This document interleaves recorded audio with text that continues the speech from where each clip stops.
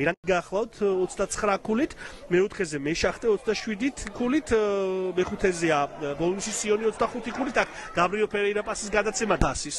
დავით ყიფიანის სახელობის თასის. მერვე ფინალური ეტაპის შეხვედრა სვადევნილ თვალყურს სპაერის სტადიონზე. გაბრიელ ფერეირა აქტიურობს აქ დორტყო! ბუხუთი ფუტკარაძე მოევლინა სპაერს ამ ეპიზოდში მხსნელად ფოთის კოლხეთი კინაღამ სამბურთიანის სხვაობით გავიდა წინ. ბუხუთი ფუტკარაძე ამჯერად ამ ეპიზოდის გმირი. დღევანდელ შეხვედრაში მეკარეები ძალიან კარგად გამოიყურებიან. ძალიან კარგ მატჩს ატარებენ. იგივე შეხვედრაში ალექსანდრე დადეშქელიანი, რომელსაც ხედავთ კიდეც თქვენს ეკრანებზე. გაბრიელ ფერეირა მარჯვენა ფლანგიდან და აქ იქნება ყვითელი ბარათი. ყვითელ ბარათს იღებს ამ ეპიზოდში უკვე შედარებით თანაბარია თამაში და ფოთელიცაც ეძლევათ საშუალება, რომ მსგავსი ეპიზოდები შეხვდან.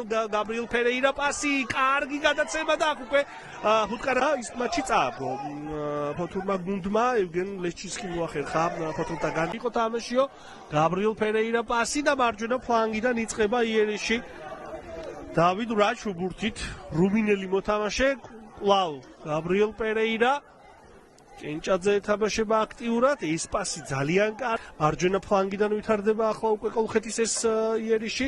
გაბრიელ პერეირა პასი ბურთით სულად უგვეძლევა საშუალება დამატებით რაიმე თემები ჩავშალოთ, ასე ვთქვათ, და უფრო ცლად ვისაუბროთ თუ რა ხდება ამა თუ იმ სატურნირო ცხრილში. გაბრიელ პერეირა პასი აქტიურობს. მოგვთავაზა 7 მატჩიანი მოგებათა სერია. იბერიამ ვერ მოიგო რამდენიმე შეხვედრა და არ შეეგუებიან, არც ეგუებიან ამანგარიშს და ზოგადადაც ამ მატჩში წესიდარგი საკმაოდ ბევრი გოლი უნდა ვიხილოთ. აქ მარჯვენა ფლანგიდან აქტიურობენ ფოთელი მოთამაშეები. მარტიშვილი შევიდა საჯარიმოში, კარგი გადაცემა.